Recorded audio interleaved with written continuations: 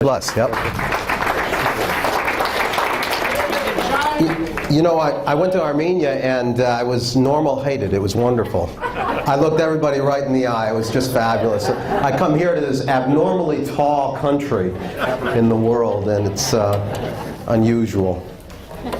Well, I'll take some questions at the end. I think that a lot of people were rather depressed about the last election results, so we can perhaps have a giant counseling session here tonight if you'd like to talk about a few different things that maybe I won't touch base on. But I do want to talk about what happened and what didn't happen, because it's very clear what didn't happen, but most people don't know what did happen. Now, first of all, at the presidential level, millions of people did not vote for Obama that did vote for him in 2008 simply because he is a lousy president. And I think the country recognizes that. But they didn't convert and vote for our guy, Romney, if he was our guy, because he was our nominee, because, frankly, negative advertising is designed to suppress your opponent's vote.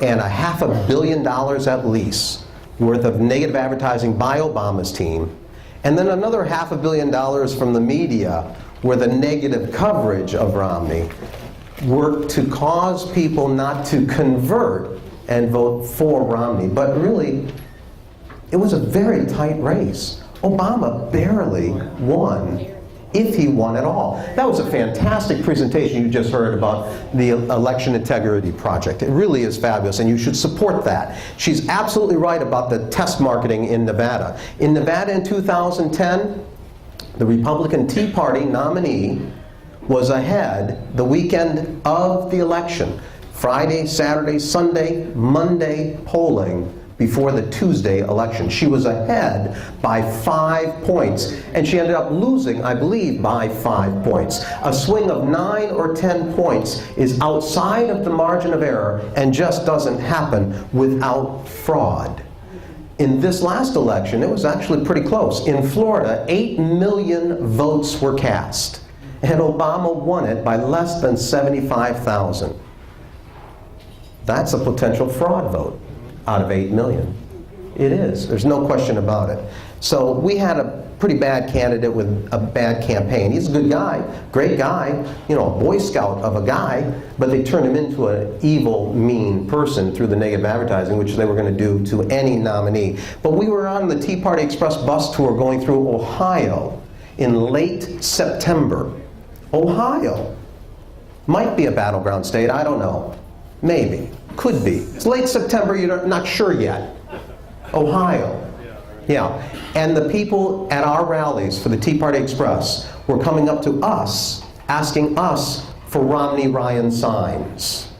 Now, if a campaign doesn't have yard signs in a battleground state like Ohio in late September, only 5 weeks from the election, your campaign is not as well organized as perhaps you would hope. Well, the key is to continue to promote what it is that Obama's philosophy stands for. Most people don't know, and it's really easy to summarize.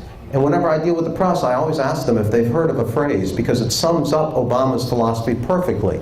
And I think it keeps us on the winning side of the argument. You see, Obama's philosophy, no matter what the issue, can be summed up by saying he believes that you should have people contribute from those according to their ability to those according to their need. And I usually ask the reporter, have you ever heard of that before? They say, oh, no, no. Never heard of that phrase, no. And they honestly haven't, because they don't know anything. Could you say that last one louder? They don't know anything. They really don't. And they're rather lazy about it. But that is, of course, Karl Marx's philosophy. I mean, that is classic, textbook, traditional explanation of Marxism. From those according to their ability to those according to their need. And that's what he stands for. And unless you and your neighbors stand for that, you can't support him or anybody in his party, because they all support that, frankly. So we had a lot of victories that the press doesn't want to tell you about. In fact, they want to tell you the Tea Party movement is ending. It's almost over. No. Well, don't you know, it can't possibly be the case. Yes? I'll say, I think we're just getting started. We are just getting started. You're absolutely right. No question about it. In 2010, we came on the scene and moved a lot of the electorate, had a huge victory. And there were a couple of $1 billion that we couldn't compete with this last cycle, but we won anyway in elections that could make a difference. Out of the 35 freshman Republican coming into the House, 27 of them are Tea Partiers.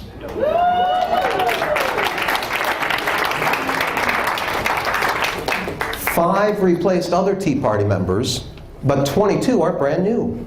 So we've added to our ranks. In the Senate, we have 3 freshman Tea Partiers. Ted Cruz in Texas, who is just fantastic. We worked for 2 years with Ted Cruz to get him prepped and ready and to win that primary, and he's just going to be spectacular. You're going to love Ted Cruz. And of course, Deb Fischer in Nebraska and Jeff Flake in Arizona. Tremendous new Tea Party members of the Senate. And now in South Carolina, we have a Tea Partier who's been appointed to the U.S. Senate. Right? Do you know his name? Anybody? Scott. Right. He's a great guy. Well, how about in the House for the Democrats? They have 29 freshmen in the House, and only 9 of those face Tea Party candidates. So they actually beat establishment candidates. You don't hear that, though, from the establishment, do you? You think it's because Tea Partiers got nominated that we couldn't pick up more seats. The reality is we nominated too many establishment members. That's why so many Democrats won, because they were facing people who couldn't put a message together. Out of the 9 freshman Democrats in the Senate, 8 of them faced establishment candidates. So for those 8 elections, it's because we didn't have a Tea Party nominee that the Democrat won. The one race in which a Tea Party candidate was nominated and didn't win was in Indiana. Now, he was a spectacular candidate. Richard Murdoch is the sitting state treasurer. He won 2 statewide elections. He got elected as treasurer, did such a great job, he was re-elected as treasurer, and got more votes than the Indiana governor. And you've all heard of Mitch Daniels. They touted him as a Veep. But Richard Murdoch got more votes than him in Indiana in the same election when he got re-elected as state treasurer. That's how good he is. Now, why couldn't he win for the U.S. Senate? Because Dick Lugar, who doesn't live in Indiana, we had great fun with that. We actually went to the door of his house where he's registered to vote. Talk about voter integrity. We went to the door of the house where he was registered to vote, and we asked to talk with him because he's registered to vote there. And the person who answered the door said, well, he sold this house 34 years ago and hasn't lived here since. But there's a provision in Indiana law which allows him to keep the old residence for a place to vote from, even though he lives in Washington, D.C. and had for 34 years. And so we had a lot of fun with him. And as part of the revenge for beating him in the primary, he did not endorse Richard Murdoch. The sitting U.S. Senator, establishment guy, wouldn't support the Tea Party nominee of the party for the U.S. Senate. A House divided, ladies and gentlemen, cannot win. His voters wouldn't come out and support him. He told people privately, publicly, he'll say, oh, of course I support the Republican nominee without ever mentioning his name. But privately, we know that he was telling his people, yeah, we don't want that guy. Let's show him. Let's teach him a lesson. Don't support that guy. And so without the Republican establishment coming on board with the Tea Partiers, how was he to win? So there were a couple of people who lost, like Alan West and Joe Walsh, and those are a couple of big names. But frankly, gerrymandering played more of a role in both of those defeats than the fact that they were Tea Partiers. So a clear message will still resonate with Americans. You can't spend your way out of a deficit. You can't borrow your way out of a debt. We spend too much money. We have to get our fiscal house in order. That message will resonate. It really does. The key now is to recruit good candidates in 2014, because that's going to be another 2010. We're going to win, and win big in 2014, ladies and gentlemen. It's going to be huge. One of the people you really ought to support is a guy named Chris Mitchum. Chris Mitchum, maybe you know of his dad. His dad's name is Robert Mitchum. And Chris Mitchum is in Santa Barbara. And he would like to run for Congress, and I'm encouraging him to do so. He was president of the Screen Actors Guild, the same union that Reagan was president of, and he's just as conservative as Reagan. He's been blackballed by the Hollywood establishment. He had to go to Europe in order to do some TV and movies there because he couldn't get work here. But he lives in Santa Barbara, and he's interested in running for Congress, and I'm hoping that everybody will get on board and support him. He'll be a tremendous spokesperson for us. But this last election cycle, we barely lost. If you had flipped 228,000 votes total throughout Nevada, Florida, Virginia, and Ohio, Obama would have lost and Romney would be president. 228,000 votes was the margin of victory. That's not a mandate. That's a fraud date. Is there such a thing? Fraud date? Such a thing? Fraud date, yeah. You can, how about 500,000 votes switched, and you would have had a net gain of 6 Senate seats for 500,000 votes. So frankly, our message is the majority message. Anytime we poll our message, other than that person, it's like on that commercial, and everybody likes more cash except that one kid. Yeah. You know, our message is received very positively by everybody across the country. When we poll it, 75 to 80% of Americans agree with the Tea Party message until you tell them it's the Tea Party message. And then they wonder whether or not they support it or not. So anyway, I think I'm being signaled it's time for questions because the message is not sufficient to keep everybody happy. But frankly, you know, we're winning. We're winning across the country. We are. Yes, sir. Let's take a few questions and talk about it. Let him talk into the mic so we Okay. I'll hold it. What did not work? What did not work? What did not work was putting messages on TV and hoping that that will overcome the negativity against our candidate. You know, in Ohio, Obama had 500 paid workers on the ground, neighborhood to neighborhood, getting to know you and what you like and what you don't like, and making sure that you would get to vote. But frankly, the Romney team didn't have that. All they did was raise a lot of money and then put it on TV. Now, why would they do that? Because people who put it on TV receive a commission for putting it on TV. And the consultants who get paid that way don't get paid when they have grassroots activism. So they don't believe in grassroots activism because they can't benefit from it and they can't control it. They can control only the message they put on TV. So you have to compete on the airwaves, in the TV and in the radio, in the mailbox. You have to do that. But that alone isn't enough. Our consultants, Karl Rove and those folks, they think that's all they need to do. Give us another $100 million, we'll put ads up. Well, listen, if I had $100 million, we'd have a ground game. Yeah, the second $100 million would go on TV. Next question. Yes, sir, way back there. I feel like Phil Donahue. Thank you. Can you give us your thoughts on the state of the California Republican Party and what the future is and what you think we need to do to pull it together? Okay, what California Republican Party is that you're referring to?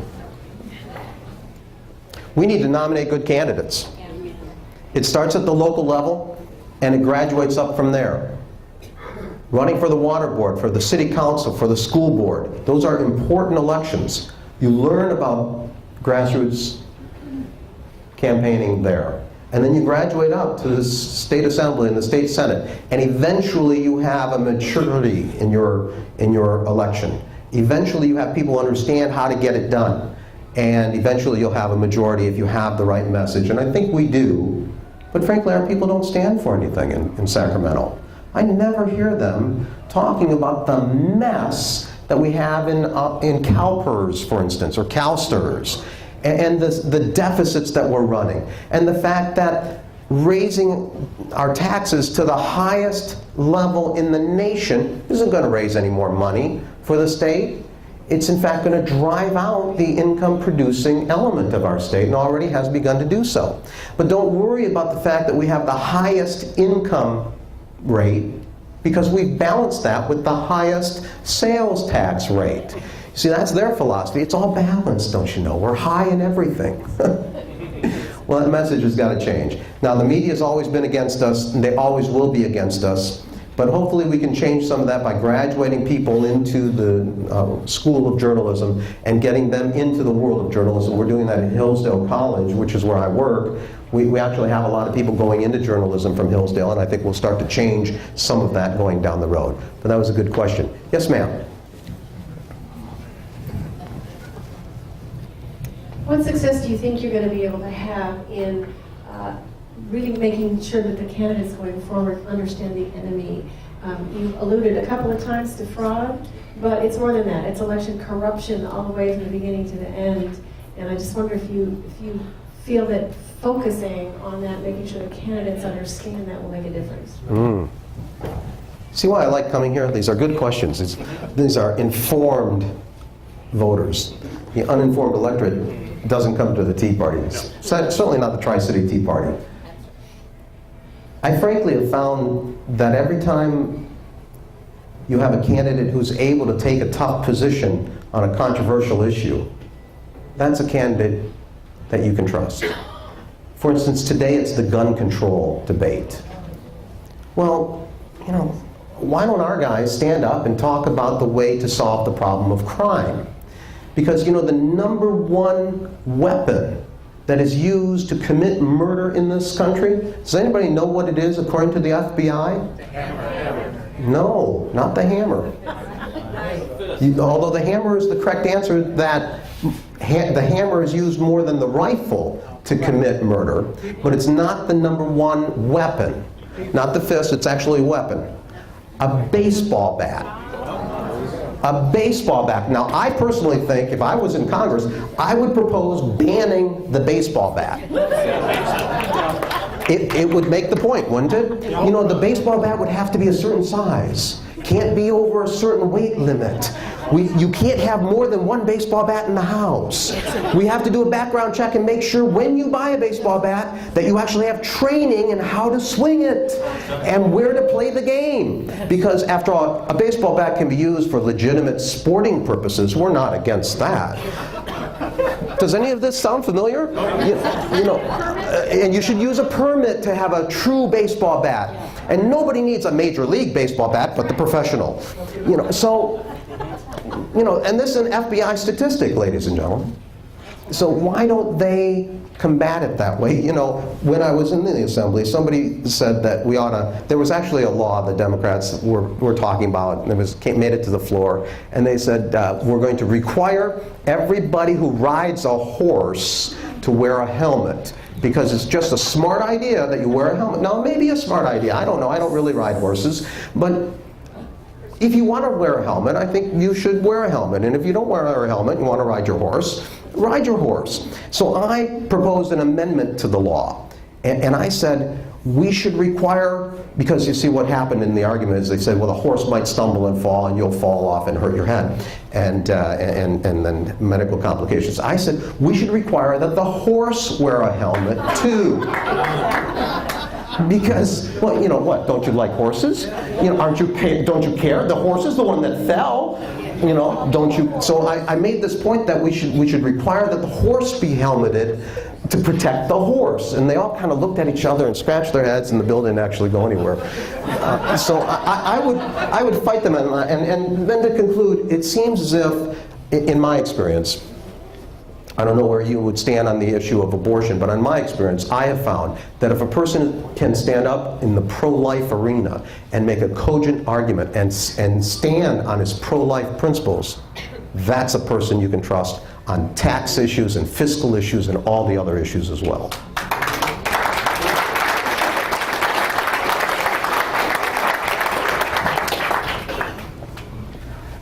Hi.